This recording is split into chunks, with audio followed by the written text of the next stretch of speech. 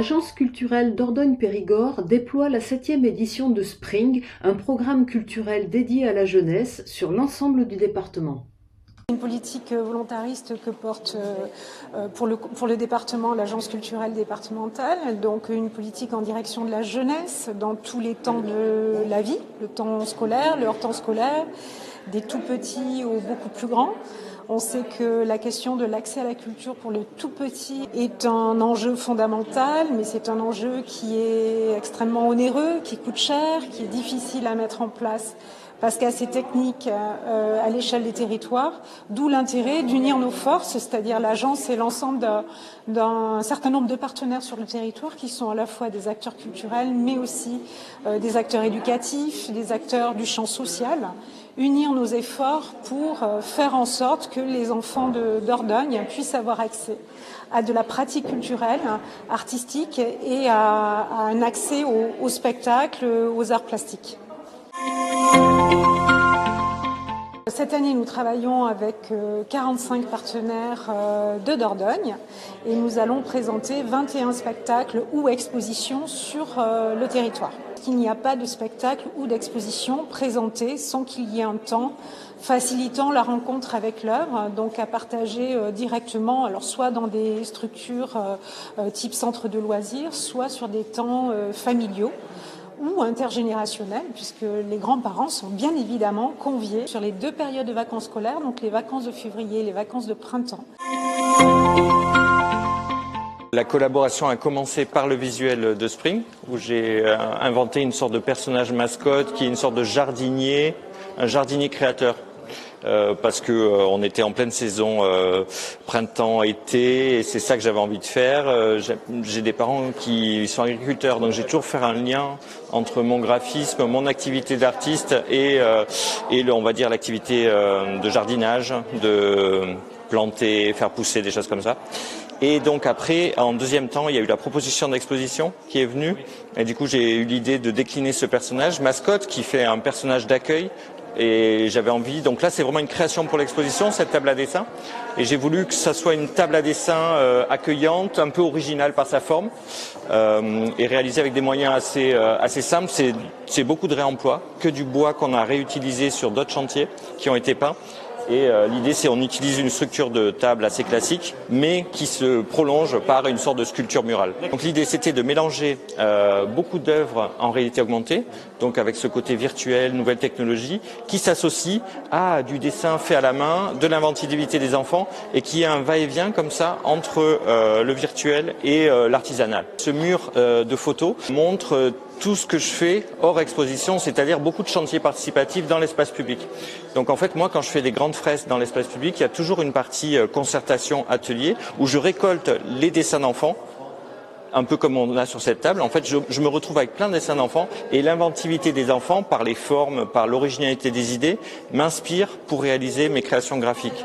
Donc en fait, finalement, les insectes que vous voyez ici en réalité augmentée, il y a eu un passage par le dessin d'enfant qui fait qu'il y a quelque chose d'un peu surprenant, improbable, hors réalité, quoi.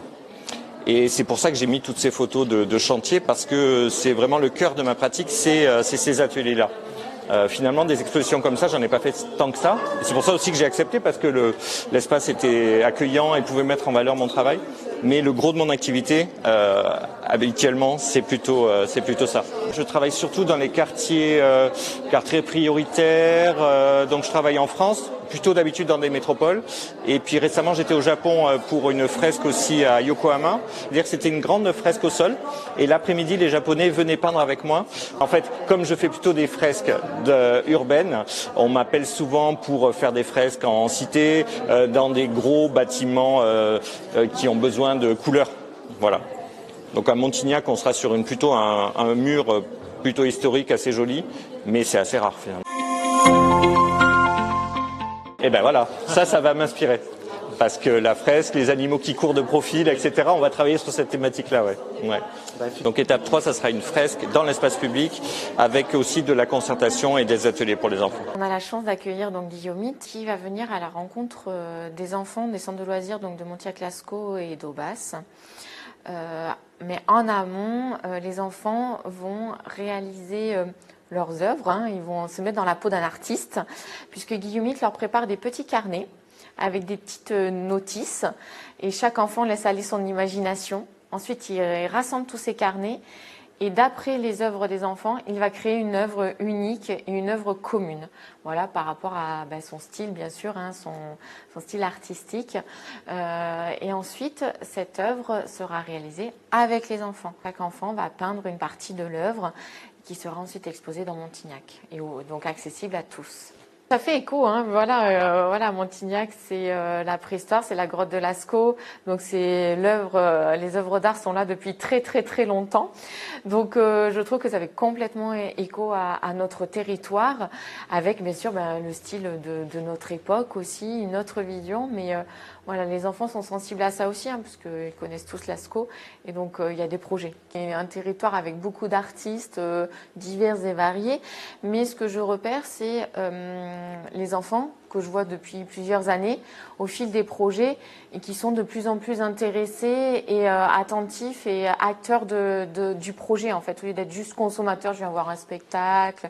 Voilà, ils sont vraiment acteurs, et c'est très intéressant de les entendre parler du projet quand il y a des rencontres avec les artistes. Voilà, il y a plein de choses qui ressortent, et au fil du temps, certains, voilà, je vois on en repère toujours dans un groupe, et ils évoluent beaucoup. Dès le début, j'ai intégré le projet Spring, puisque le partenariat avec l'agence culturelle date de bien plus longtemps. Donc dès qu'ils ont proposé de s'orienter vers la jeunesse, on a répondu présent. Je fais très peu de séances tout public dans ce cadre-là, mais c'est vraiment un projet de partenariat avec les structures présentes sur Montignac-Lascaux ou proches, puisqu'on travaille avec le centre de loisirs d'Aubas aussi, et le centre de loisirs de Montignac, mais qui sont des services de la communauté de communes, en fait, Vallée de l'Aume, puisqu'ils ont la compétence enfance. Donc ça a été vraiment le lien avec les partenaires. Ça a permis de se rencontrer, d'être tous autour de la table et de travailler ensemble.